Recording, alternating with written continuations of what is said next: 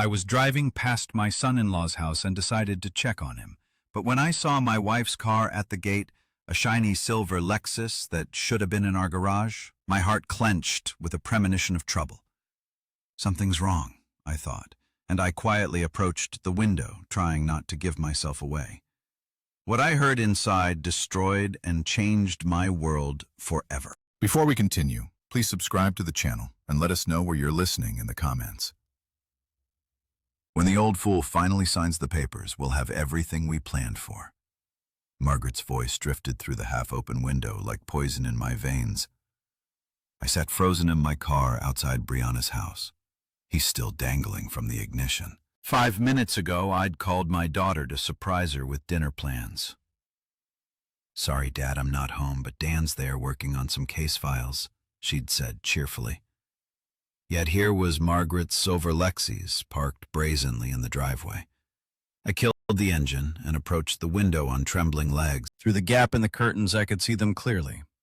My wife, of 25 years, lounging on my daughter's couch like she owned the place. And Dan, leaning against the bookshelf with that smug expression I'd grown to despise. "The timeline's perfect," Dan was saying, his lawyer voice crisped with satisfaction. "File in June, claim irreconcilable differences." With the new Iowa statutes, Margaret's entitled to half of everything acquired during marriage, plus spousal support for life. Margaret laughed, that tinkling sound I'd once found charming. "The construction business alone is worth $12 million. Add the rental properties, the vacation home, investments. We're looking at nearly $20 million total." My hands shook as I fumbled for my phone, hitting record just as Dan continued his legal dissertation. The beautiful part is his trusting nature. Alan has no idea we've been documenting his assets for months. Bank statements, property deeds, business valuations, everything's already copied. He gestured toward a manila folder on the coffee table. He practically handed us the keys to his kingdom.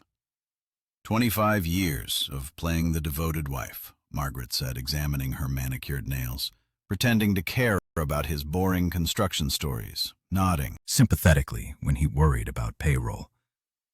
God, the man actually believes I love him. A twig snapped under my foot. Both of them froze mid-conversation, heads turning toward the window like startled deer. I pressed myself against the brick wall, heart hammering against my ribs, sweat beating despite the April chill. "Did you hear something?" Margaret's voice carried a note of suspicion. "Probably just the neighbor's cat," Dan replied after a pause. "You're paranoid. Can you blame me if Alan discovered this before we're ready?" "He won't. The man couldn't spot a conspiracy if it were a neon sign."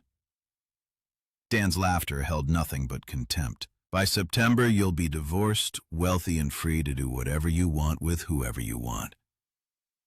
I forced myself to stay hidden until their conversation resumed, my phone capturing every venomous word. When I finally crept back to my car 15 minutes later, my entire world had shifted on its axis.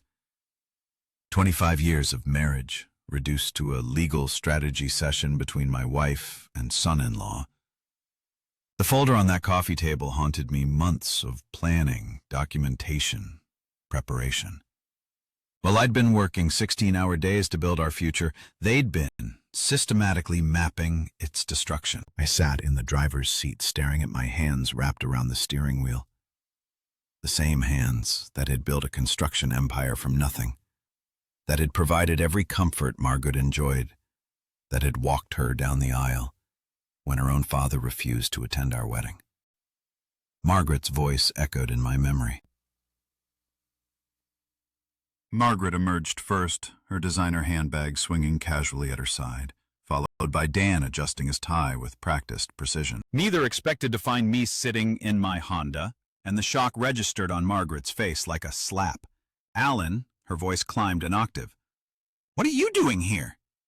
I forced my expression into something resembling normalcy, though my pulse thundered in my ears. 25 years of marriage had taught me to read her moods, but apparently she'd been acting the entire time.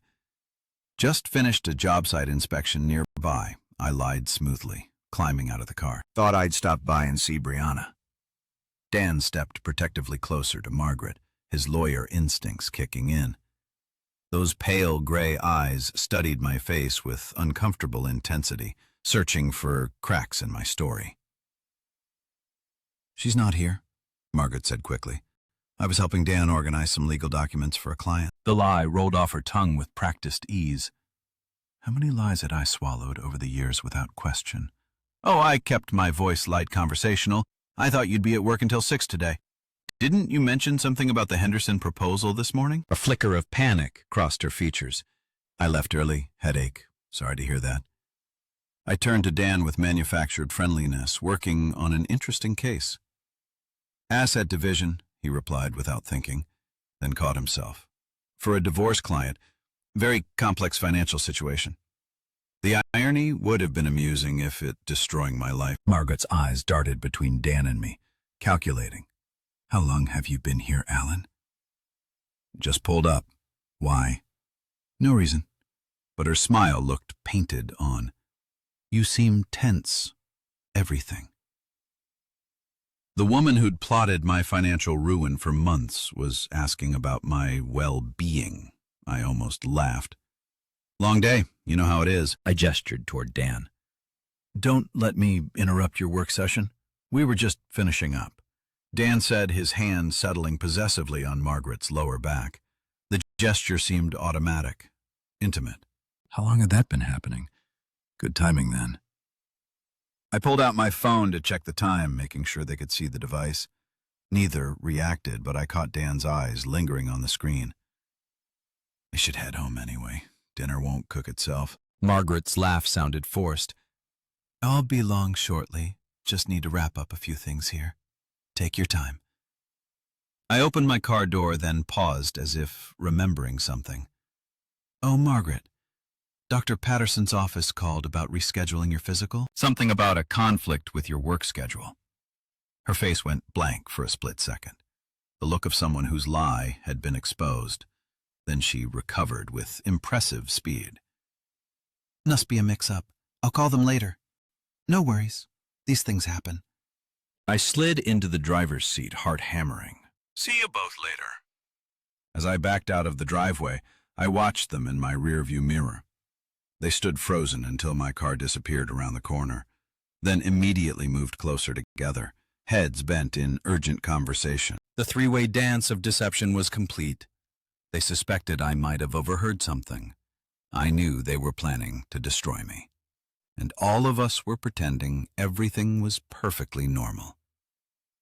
Margaret would drive home separately, armed with explanations for her early departure from work and her presence at Dan's house.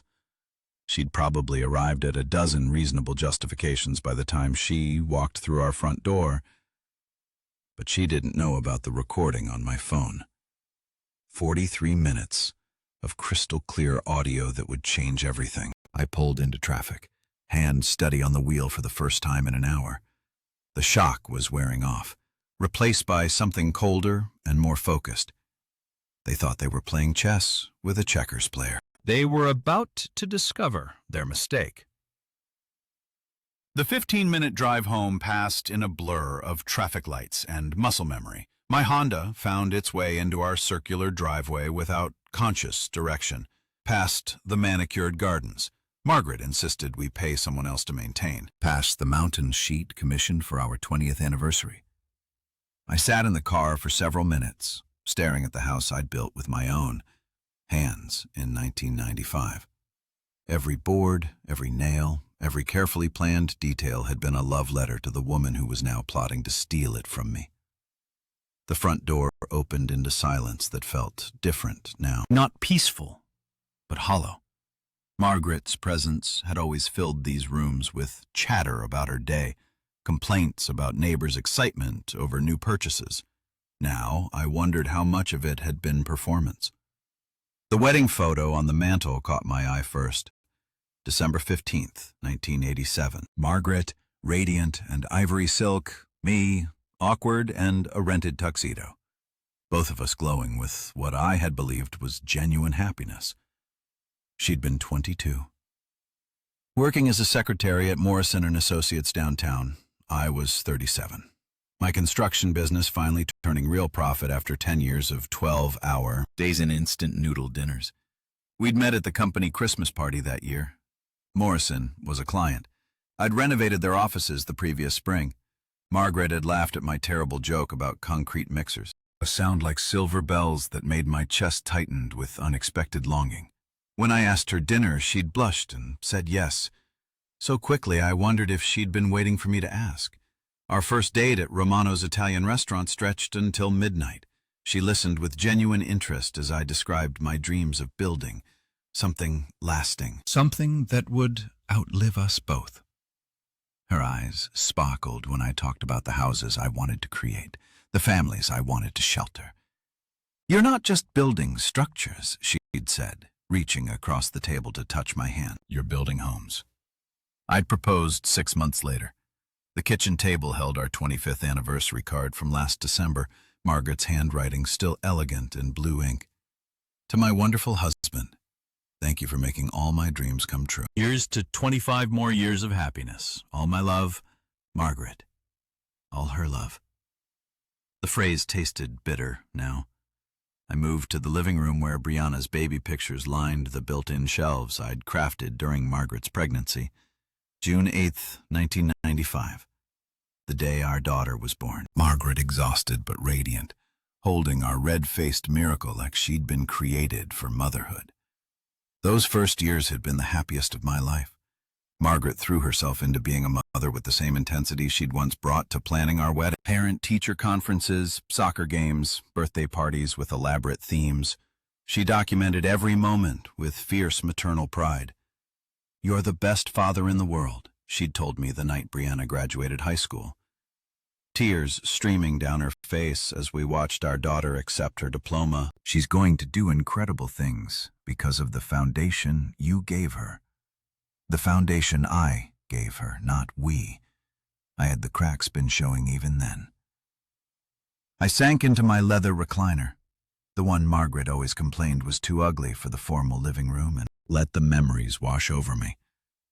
Our 10th anniversary cruise to Alaska, Margaret genuinely delighted by the glaciers and wildlife. Brianna's college graduation, all of us crying as she walked across the stage with her psychology degree. Christmas mornings filled with laughter and chaos, Margaret insisting on elaborate decorations that took weeks to install in one day to dismantle.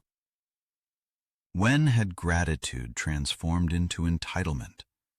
When had "thank you for providing this life" become "we deserve so much more"? The recording on my phone held the answer. Margaret hadn't loved me in years, possibly decades. Every kiss, every anniversary celebration, every "I love you" whispered in the darkness had been calculated. Manipulation designed to keep me working, earning, building wealth she could eventually claim as her own. 25 years of my life reduced to a legal strategy session. I sat in the growing darkness of our living room, surrounded by the evidence of what I'd believed was a happy marriage, and felt something cold and analytical settling over the grief. Margaret thought she was playing the long game, positioning herself for maximum financial gain while maintaining plausible deniability. She had no idea her husband possessed the same strategic mind that had built the construction empire from nothing. The game was about to change. The living room silence wrapped around me as I forced myself to think like the businessman I'd always been. When had Margaret's behavior shifted from genuine partnership to calculated positioning? The answer came with uncomfortable clarity. 20 to Punti, when Cole Construction landed the Morrison Municipal Center contract. $50 million over 3 years. The largest project in company history. I'd come home that April evening expecting celebration, maybe champagne. Definitely the enthusiastic support that had sustained me through every previous milestone. Instead, Margaret had been sitting at the kitchen table with a real estate magazine and a calculator. "This means we can finally afford the house on Elm Street," she'd announced without looking up. "The one with the circular driveway and the pool. The Hendersons are asking for $2 million. Not congratulations on the achievement, not pride in the work that would employ 300 people for 3 years. Just immediate focus on what my success could buy her. Margaret, I haven't even started the project yet. There's design work, permits, subcontractor negotiations, but the money's guaranteed, right? She'd finally looked at me then, her green eyes calculating. I mean, once you sign the contract, the city has to pay. The conversation had lasted 2 hours. She'd mapped out expenditures down to the last detail. The new house, country, club membership, luxury cars, European vacations, not our expenditures, hers. The pronouns had been telling, though I'd been too focused on project logistics to notice. By 2021, the demands had escalated. The country club membership became non-negotiable when the Pattersons joined, Riverside Hills. Our perfectly adequate vacation cabin in Wisconsin became embarrassing compared to the Johnsons' place in Aspen. Margaret began dropping hints about other wives whose husbands really understood how to treat a woman. The physical intimacy disappeared gradually. So slowly, I'd attributed it to age and stress. Separate bedrooms became necessary because of my snoring. Though Margaret had never complained about snoring in 23 years of marriage, dinner conversations shifted from discussions of our day to Margaret's detailed accounts of what other families owned, achieved, or displayed. Sarah Mitchell's husband bought her a Mercedes for their anniversary. She'd mentioned last month cutting her salmon with surgical precision just because he appreciated everything she'd sacrificed for their marriage. Sacrifice. As if supporting my career while living in luxury had required significant personal loss. The friendship with Dan had intensified after Brianna's wedding in September 2023. Suddenly, Margaret was fascinated by legal proceedings, asking hypothetical questions about property division and spousal rights for a friend who might need advice. She'd started receiving phone calls that sent her to the other room, claiming they were book club discussions or volunteer committee meetings. How many of those calls had been conspiracy sessions? I pulled out my phone and replayed segments of today's recording. Dan's voice. "We've been documenting his assets for months." Margaret's laughter. 25 years of playing the devoted wife. The documentation made sense now. Margaret's sudden interest in my financial reports, her questions about business valuations, her insistence on joint accounts while maintaining her own separate credit cards. She'd been conducting reconnaissance while I'd been building, the very empire she planned to steal. But Margaret had made a crucial error in her strategic planning. She'd underestimated the man who'd built coal construction from a single truck and a borrowed tool set. The same analytical mind that had navigated 35 years of construction projects, labor negotiations, and municipal contracts was now focused on a different kind of problem solving. They thought they were playing chess with someone who didn't know the rules. Margaret had spent months positioning her pieces while assuming I'd never noticed the board. She was about to discover that her husband understood strategy better than she'd ever imagined. I stood up from the recliner and walked to my home office, where files containing 35 years of business records lined built-in shelves, tax returns, contracts, partnership agreements, property deeds, everything Margaret thought she'd been secretly documenting. But I knew something she didn't. The real assets weren't in those files. I reached for my phone and scrolled through my contacts until I found the number I needed. Marcus Webb, my accountant, my friend, and the only person who knew about the offshore arrangements I'd established years ago for tax optimization purposes. Time to make a call that would change everything. 3 days of methodical research had transformed my home office into a war room. 2 laptops hummed quietly on the mahogany desk I'd built 15 years ago, their screens displaying bank statements, legal databases, and property records. Yellow legal pads covered every surface, filled with columns labeled assets, weaknesses, timeline, and leverage points. I'd shaved carefully that morning, put on my best navy suit, and slipped on the reading glasses Margaret always said made me look distinguished. Strange how quickly grief could crystallize into strategy when you had 35 years of business experience to draw from. Marcus Webb had been more helpful than I dared hope. 3 offshore accounts I'd established years ago for tax optimization, completely legal, fully documented, but invisible to anyone without forensic accounting skills. Margaret's amateur reconnaissance mission had missed the real treasure, She'd been cataloging the kingdom while the crown jewels remained hidden in plain sight. But Margaret had been busy too. Her credit card statements told a fascinating story. $47,000 in unauthorized transfers over 8 months, funneled to a joint savings account I'd never opened. The beneficiary name made my jaw clench. Daniel Thompson. They've been positioning themselves as financial partners long before their divorce conspiracy began. Luxury lunches at Riverside Country Club, $300 spa treatments, designer clothing, purchases that coincided suspiciously with her book club meetings.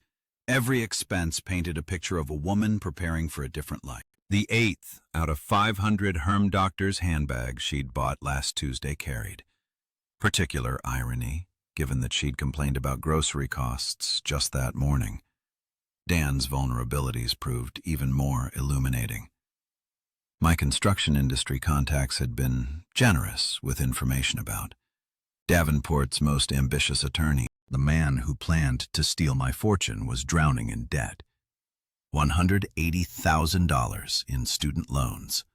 An $8,500 off monthly office lease chosen for image, over prudence, and a growing reputation for cutting ethical corners when payment schedules got tight. Thompson's a sharp lawyer, Jim Morrison from Morrison Concrete had told me, over coffee. But he's got champagne to taste on a beer budget. Owes 3 of my subcontractors nearly $25,000 total. Always promises payment next week and then disappears when the bills come due. The State Bar Association's website revealed 2 dismissed ethical complaints in the past year, both involving client fund mismanagement, dismissed but documented. In legal circles, even unsuccessful complaints left stains on professional reputation. I leaned back in my leather chair, surveying the intelligence gathered over 72 hours of patient investigation. Margaret and Dan had underestimated their opponent catastrophically. They'd seen a trusting husband who worked long hours and rarely questioned household expenses. They'd failed to recognize the analytical mind that had built Cole Construction from a single truck into a $12 million enterprise. The phone rang, jarring me from my strategic reverie. Brianna's name flashed on the screen. "Hey, sweetheart." I kept my voice warm, normal. "How's your day going?" "Dad, I need to ask you something." Her tone carried the careful neutrality she used with troubled patients. "Is everything okay between you and Mom lately? There's been this weird tension whenever I'm around both of you." My hand tightened on the phone. How much did she know? How much had Dan told her about their conspiracy? What makes you ask? Little things. Mom seems stressed about money, which is strange since business has been so good. And Dan keeps asking weird questions about your company structure, like how the partnerships work and who controls what assets. She paused.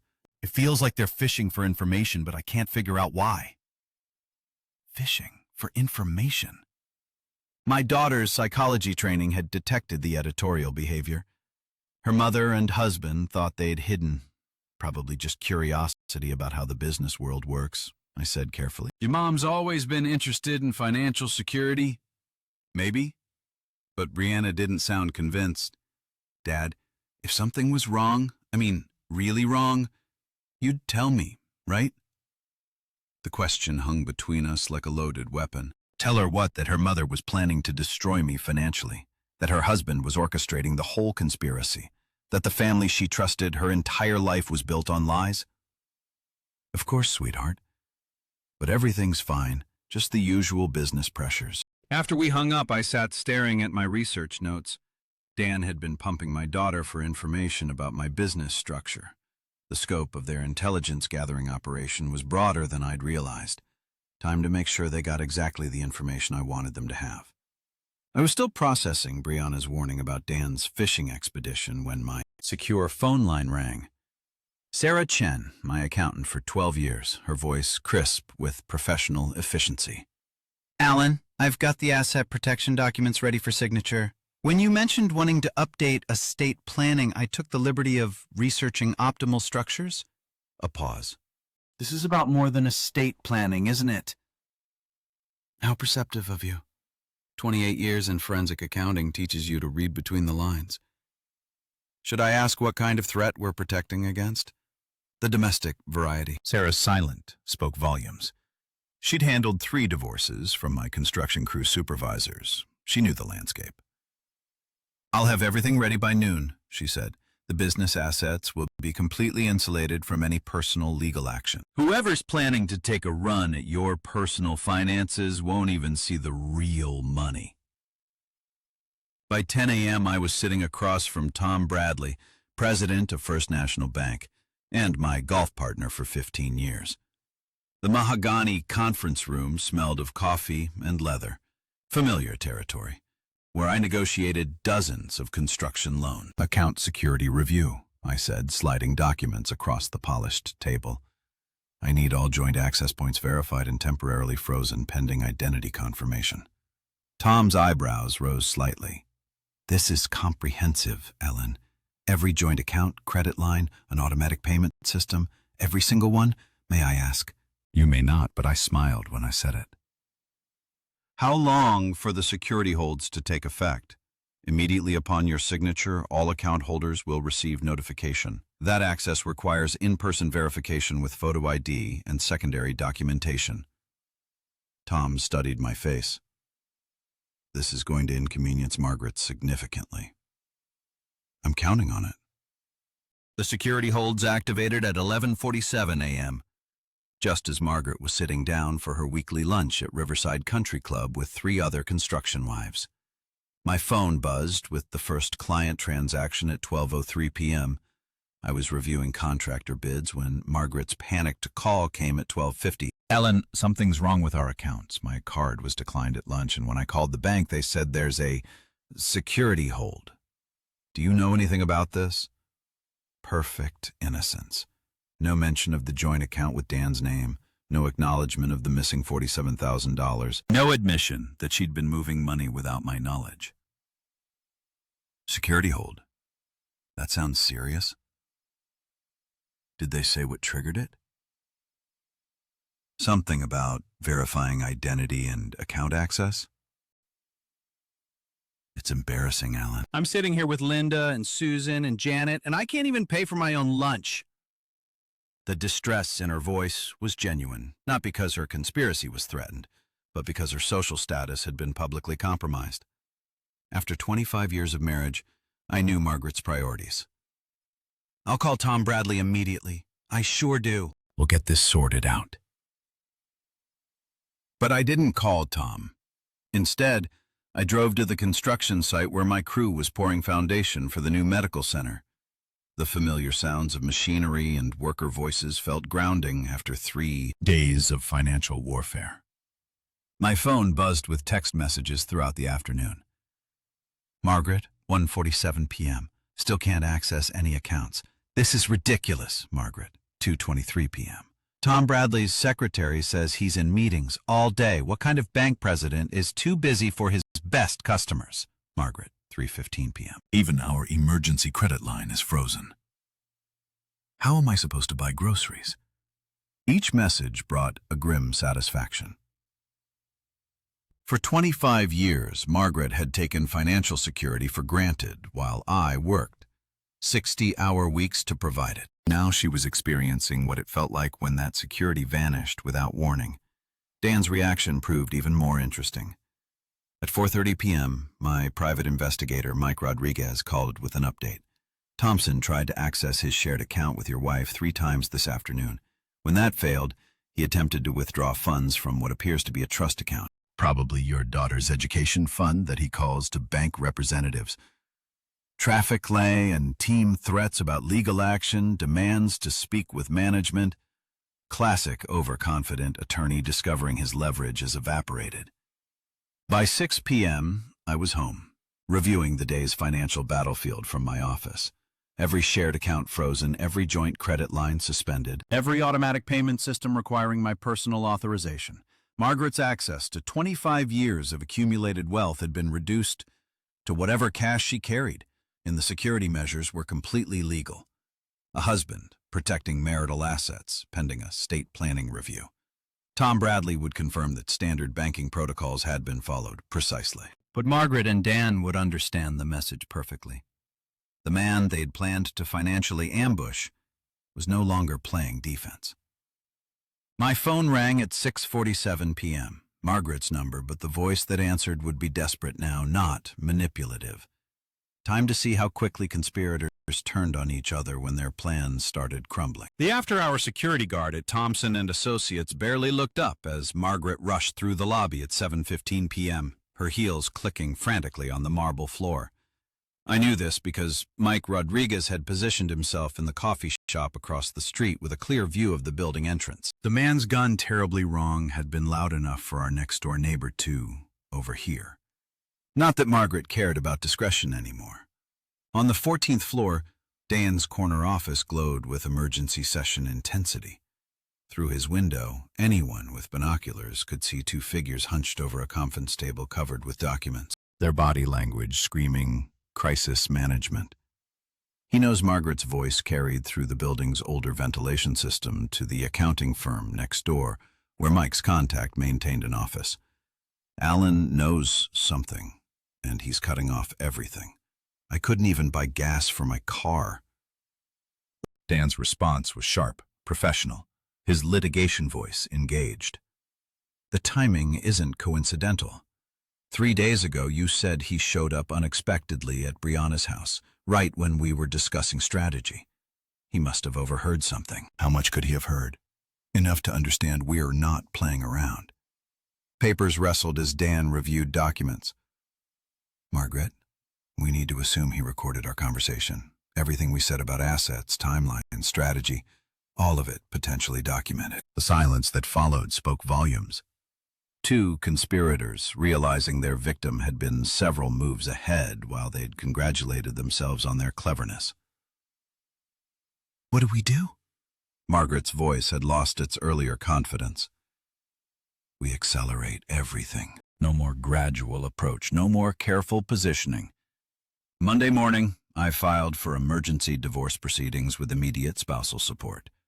We claim Alan is engaging in financial abuse by restricting your access to marital assets. Financial abuse? Margaret's tone sharpened with interest. That sounds legally compelling, Dan finished. We paint him as a controlling husband who uses money to manipulate and intimidate. The frozen accounts become evidence of his abusive patterns, not defensive strategy. More wrestling papers. The sound of a legal mind shifting into full attack mode.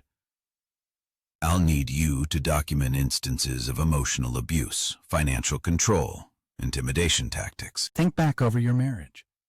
Anytime Alan made financial decisions without consulting you, anytime he questioned your spending, anytime he used money to influence your behavior, that's going to be difficult, Dan. Alan's never been controlling about money. If anything, he's been too generous. Then we reframe generosity as manipulation. His providing for you becomes evidence that he created financial dependency to maintain control. Every gift, every luxury, every comfortable lifestyle choice becomes proof of his systematic isolation strategy. The breathtaking audacity was impressive in its scope. They were planning to weaponize 25 years of Alan's dedication and generosity, twisting every act of love into evidence of abuse. What about Brianna? Margaret asked. She's not going to automatically take my side. Her psychology training makes her skeptical of everything. That's actually perfect. Dan's voice carried the satisfaction of a man who'd found his closing argument. Brianna's hesitation to support you immediately becomes evidence of how thoroughly Alan has manipulated family dynamics. We position her psychology training as something Alan exploited to turn his own daughter against her mother's emotional needs. You want to make our daughter a witness against her father? I want to save your financial future, Margaret. Brianna's professional training means her testimony carries extra weight. If she expresses any concern about family dynamics, we frame it as expert psychological opinion, confirming Alan's manipulative patterns. The plan was elegant in its comprehensive evil. Turn the daughter's professional skepticism into evidence against the father. Reframe every act of love as manipulation. Transform defensive financial protection into proof of abuse. Monday morning, Dan continued. I file for emergency restraining orders, preventing further asset immediate. Spousal support of $15,000 monthly and temporary exclusive occupancy of the marital home. By Wednesday, we'll have him painted as an abusive husband who needs court supervision to prevent further financial intimidation. And if he fights back, then we escalate. Her estimate charges if he contacts you directly, stalking allegations if he investigates our activities, emotional abuse claims if he questions any of our accusations. Dan's voice carried cold satisfaction. The beauty of domestic abuse law is that denial becomes evidence of guilt.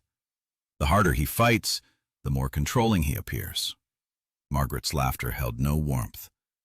For Alan, he has no idea what he's unleashed. 25 years of playing the trusting husband, time to teach him that nice guys finished last.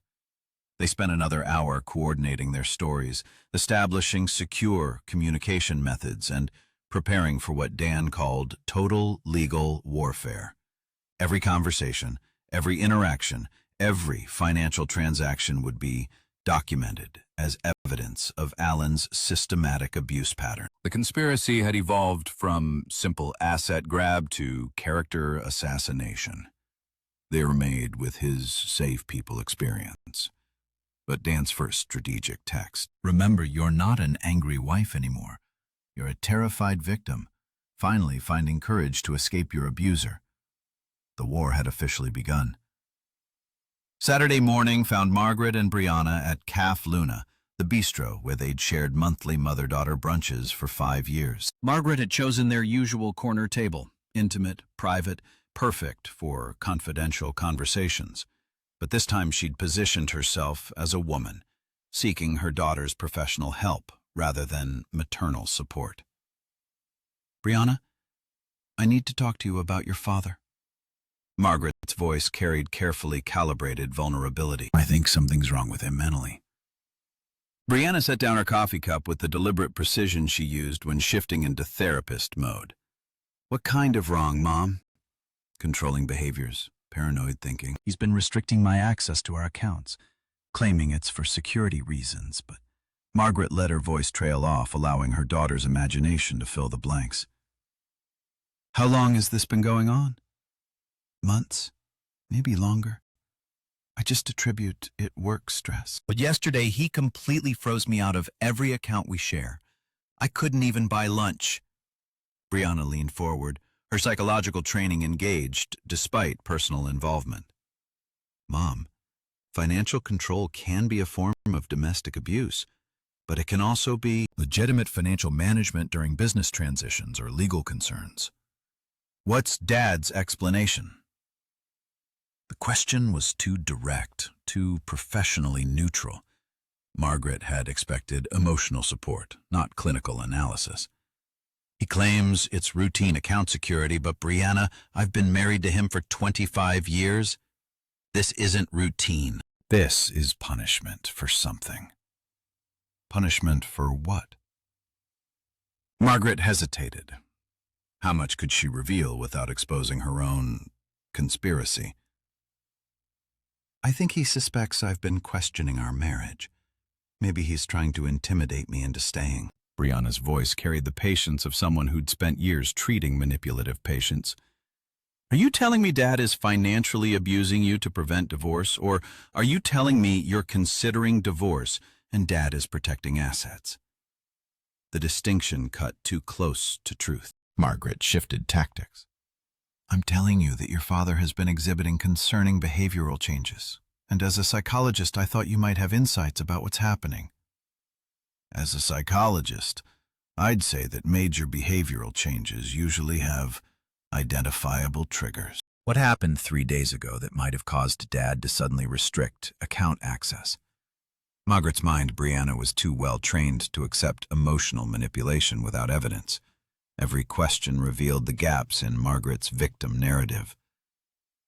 I don't know what triggered it. That's what scares me. But Brianna was studying her mother's face with clinical detachment, reading micro-expressions and verbal inconsistencies with professional skill. Mom, are you asking for psychological advice? Or are you asking me to take sides in a marital conflict? The blunt question shattered Margaret's manipulation strategy. Her daughter wasn't going to provide the emotional support that would validate her victim narrative. I'm asking you to help me understand what's happening to our family. Then I suggest you have an honest conversation with Dad about his concerns, instead of asking me to psychoanalyze him based on your interpretation of his behavior. Margaret left the cafe. 20 minutes later, furious at her daughter's professional detachment and worried about the implications, if Brianna refused to automatically support her mother's claims, the victim narrative would collapse under professional scrutiny. Meanwhile, 40 miles away at Cole Construction's headquarters, I was receiving intelligence that would reshape the entire battlefield. Jim Morrison's call came at 10:15 a.m., just as I was reviewing weekend job site reports. Alan thought you'd want to know. Dent Thompson's got problems brewing with the State Bar Association, where it is. They're investigating his handling of contractor payments on the Mitchell case. What kind of problems? 3 subcontractors filed complaints about non-payment last month. Thompson collected fees from his client but never distributed payments to the trades. Classic trust account violation, if they can prove it. I set down my coffee, mind immediately calculating the implications. How serious? Serious enough that the Bar Association scheduled a hearing for next week. Thompson's scrambling to find $23,000 to make the subcontractors whole before the investigation concludes. $23,000, the exact amount that had owed according to my research. Jim, would those subcontractors be willing to discuss their experience with Thompson if someone from the construction community reached out?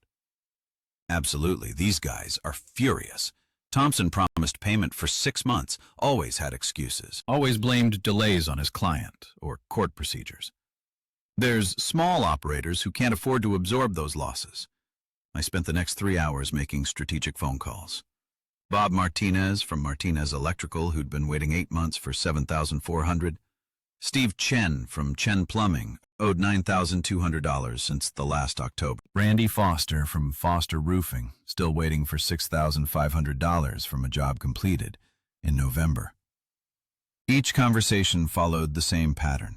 Professional courtesy calls from Cole Construction checking references before potentially hiring Thompson for legal services. Each contractor eager to share warnings about dance payment practices, ethical shortcuts, and professional unreliability. By 1 p.m., I had documented evidence of Dan's systematic pattern of using client trust accounts as personal banking, violating state bar regulations, and misleading subcontractors about payment timelines. At 2:30 p.m., I called the State Bar Association's ethical complaint hotline. I'd like to file a formal complaint about attorney misconduct, I told the intake specialist. Daniel Thompson has engaged in a pattern of client trust account violations and has made misleading representations to construction industry professionals. The complaint form asked for detailed documentation. I provided contractor names, amounts owed, timeline of misrepresentations, and evidence of systematic abuse of client funds. 3 additional contractors agreed to serve as witnesses if needed. By 4 p.m., Dan's law office was receiving calls from the Bar Association about expedited investigation procedures and mandatory hearing attendance. His professional reputation, the foundation of his conspiracy against me, was now under formal ethical review. At 4:47 p.m., my phone buzzed with a text from Mike Rodriguez. Thompson just left his office carrying 3 boxes of files, heading toward his car. Want me to follow? No need. I type back. I know exactly where he's going. Dan would be driving straight to Margaret, panic overriding his usual caution. The conspiracy that had begun with confidence and careful planning was about to become a desperate scramble for survival. Let them panic. Let them make mistakes. The real war was just beginning. 2 days of professional crisis had given Brianna time to process everything she'd learned. The drive to Co-Construction's headquarters felt like traveling toward a reckoning she'd been avoiding her entire adult life. My office building stood solid against the April sky. Brick and steel and honest workmanship. Everything Dan's glass tower pretended to be, but wasn't. Sarah, my secretary for 8 years, greeted Brianna with the warmth reserved for family members who actually showed up to job sites and company picnics. "He's expecting you, honey. Go right in." I stood when she entered, reading her body language with the careful attention I'd learned from watching Margaret's moods for 25 years. But Brianna carried herself differently. Professional posture, clinical, distance, the bearing of someone who'd made difficult decisions. "Dad, we need to discuss what's happening between you and Mom." Her voice held the careful neutrality she used with troubled patience. "I've spent 2 days analyzing the situation, and I need to understand your perspective. What's your mother told you? That you're exhibiting controlling behaviors, financial manipulation, possible emotional abuse?" She sat across from my desk, hands folded precisely. "She wants me to support her victim narrative using my professional credentials." The clinical language was jarring coming from my daughter, but I recognized her strategy. Distance herself emotionally to evaluate facts objectively. "And what do you think?" "I think Mom tried to manipulate me the same way she's apparently been manipulating you." Brianna's green eyes, so much like Margaret's, but clear somehow, studied my face. "Show me the evidence, Dad. I need to hear what you heard." I hesitated. Once I played that recording, there would be no protecting her from the truth. "I played them about her mother and husband, but Brianna was 30 years old, a licensed psychologist capable of handling reality." I pressed play on my phone. Margaret's voice filled the office. "When the old fool finally signs the papers, we'll have everything we planned for." Brianna's expression didn't change for the first minute. Professional detachment held as she listened to her mother mocked 25 years of marriage, heard Dan calculate legal strategies for maximum financial damage, absorbed their cold discussion of timeline and asset division. But when Margaret said 25 years of playing the devoted wife, Brianna's composure cracked slightly. Her hands clenched once, then relaxed. The recording ended. Silence stretched between us like a bridge neither wanted to cross first. "How long have you known?" she asked finally. 6 days. "I overheard this conversation at your house last Tuesday, and you've been, what, building a defense strategy while pretending everything was normal? Something like that?" She leaned back in her chair, processing. "Mom asked me to evaluate your mental state. She wanted me to provide professional opinion that you were exhibiting abusive patterns." "What did you tell her?" "That I couldn't ethically assess someone without proper evaluation, that her claims seemed inconsistent with your established behavioral patterns." Brianna's voice carried a note of anger now. "She tried to use my training as a weapon, Dad, against you and against professional standards. The weight of betrayal, not just mine but hers, settled between us. I'm sorry you've been dragged into this, sweetheart. I'm not." Her tone sharpened with resolve. "I'm glad I know the truth. The question is, what happens now?" I studied my daughter's face, seeing strength I'd helped build but independence I couldn't control. "That's your choice, Brianna. I won't ask you to choose sides. I already have." She stood up, decision made. "I choose truth over family loyalty. I choose evidence over emotion. And I choose to support the parent who didn't try to manipulate my professional ethics." Relief flooded through me, followed immediately by concern. "What about Dan? What about him?" Her voice went cold. "My husband participated in a conspiracy to financially destroy my father while using my psychology practice as cover. That marriage is over. Brianna, Dad, I'm not making this decision in anger. I'm making it based on character assessment and behavioral evidence." She moved toward the door, then paused. "I'll testify honestly about family dynamics if needed, but I won't be anyone's weapon, including yours." "I understand. Good, because there's one more thing I need to do." She left my office with the determined stride of someone who'd found moral clarity in a situation designed to destroy it. 20 minutes later, she'd be walking into her own home to confront the man who'd betrayed not just me, but the professional ethics she'd spent years building. I sat alone in my office, surrounded by the evidence of 35 years of honest work, and felt something I hadn't experienced since this nightmare began. Hope that truth might actually matter. Brianna's key turned in the lock at 7:30 p.m., and Dan's startled expression revealed he hadn't expected her home early. He sprawled on our living room couch, legal documents scattered across the coffee table, a half-empty whiskey bottle within reach. "We need to talk," I announced, setting my purse down with deliberate precision. "Rough day." He didn't look up from whatever case file he was ending to review. "The Barrett deposition got postponed again." "I know about the conspiracy, Dan." His head snapped up, the careful lawyer's mask slipped, revealing something desperate underneath. "What conspiracy? The one where you and my mother plan to financially destroy my father while using my psychology credentials to support false abuse allegations?" I remained standing, maintaining advantage. I heard the recording. Every word. He set down his whiskey glass with exaggerated calm. "Brianna, I think you're misunderstanding. 25 years of playing the devoted wife. Sound familiar?" The color drained from his face. Dan Thompson, who could argue cases before the state Supreme Court, suddenly looked like a man watching his world collapse. "How much did you hear?" "Everything. Asset division strategy, timeline, your fee calculation, mom's performance reviews." I sat across from him, maintaining professional distance. Was our entire marriage part of this plan? 3 days later, Margaret discovered that social destruction moved faster than legal proceedings.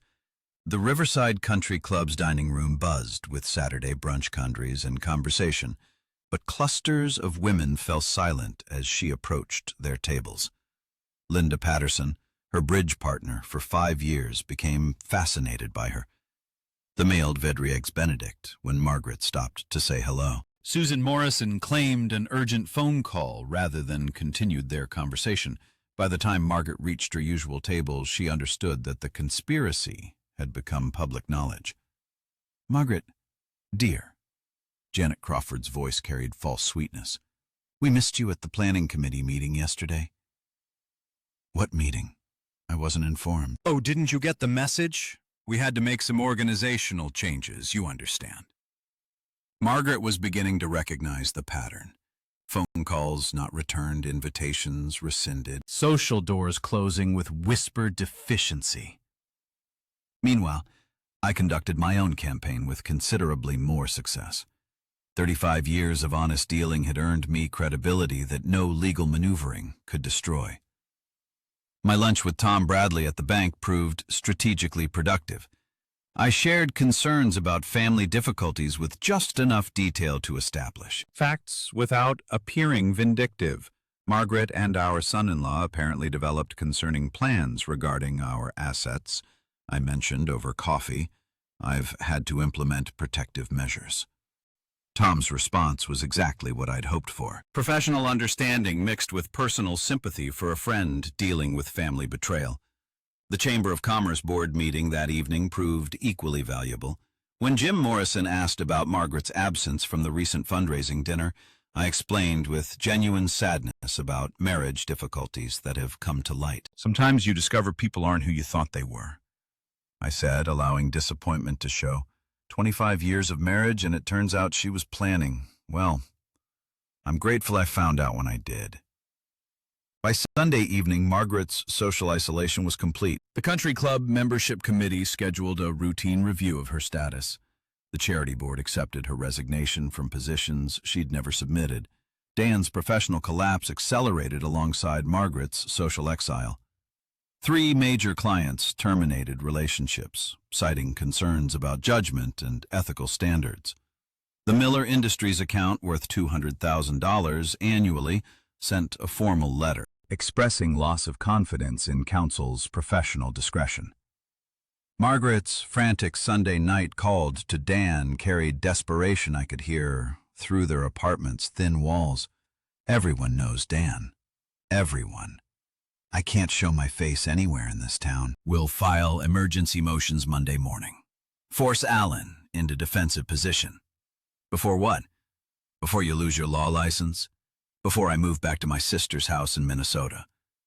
Their mutual recrimination session lasted until midnight. Two conspirators discovering that shared guilt wasn't the same as shared solutions. Tomorrow would bring their last desperate gambit. I was ready.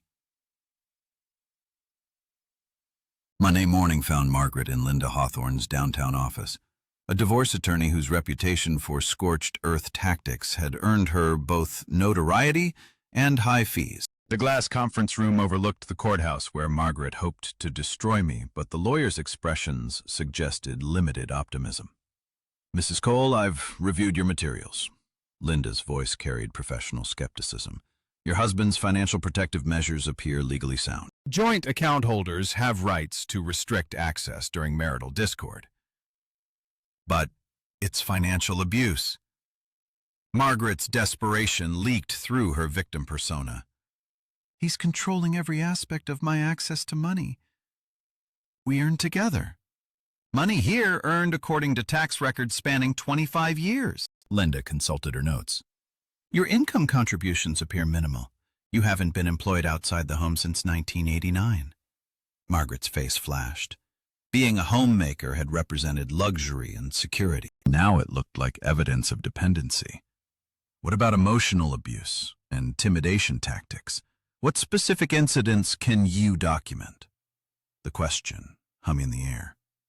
Margaret had spent sleepless nights trying to construct believable abuse. Patterns from 25 years of Alan's genuine consideration and generosity. He's controlling about money, always has been. Can you provide examples of threats, physical intimidation, isolation from family or friends? Well, no, but Mrs. Cole, domestic abuse cases require evidence. Has your husband ever threatened you physically, prevented you from leaving the house, monitored your communications? Each question struck holes in Margaret's fabricated narrative. Alan had never raised his voice in anger, never restricted her activities, never questioned her friendships. 10 blocks away, Dan discovered that bar association investigations moved with bureaucratic efficiency when they wanted answers. Monday morning's ethics committee call carried implications beyond contractor payment delays. Mr. Thompson, we've received additional complaints regarding your handling of client trust accounts, specifically allegations that you've been using client funds for personal expenses, pending case resolution. Dan's hand tightened on the phone. Those allegations are unfounded. I've always maintained proper accounting. We have documentation from Martinez Electrical showing invoices submitted 8 months ago with promises of payment pending client approval. Yet your client settled 6 months ago. Where are those funds currently? The answer was his personal checking account, where contractor payments had been what had seemed like resourceful cash flow management, now appeared as embezzlement.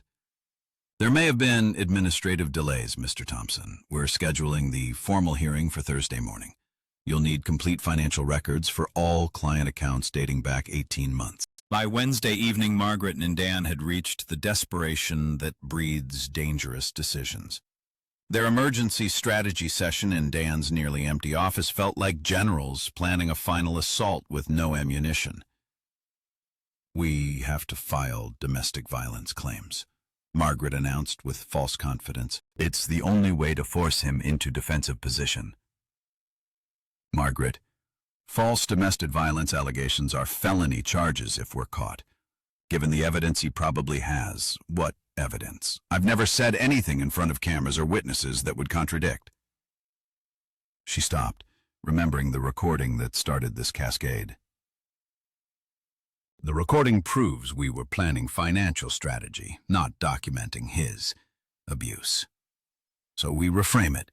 Your legal expertise, my victim testimony, make the narrative about long-term emotional manipulation and financial control. Dan stared at her across the conference table. 6 months ago, she'd been a bored housewife seeking excitement. Now she was proposing perjury in federal court. If this fails, we're both facing criminal charges. If we don't try, I'm facing poverty, and you're facing disbarment anyway. Margaret's voice carried the calculation of someone who'd lost everything except the ability to take others down. At least this way we go down fighting. Thursday morning's restraining order hearing would determine whether their Hail Mary succeeded or whether they'd simply provided Alan with more conspiracy evidence.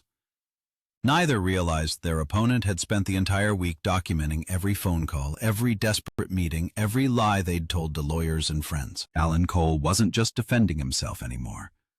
He was building a prosecution case, the Davenport County Courthouse felt. Callan different on May 1st.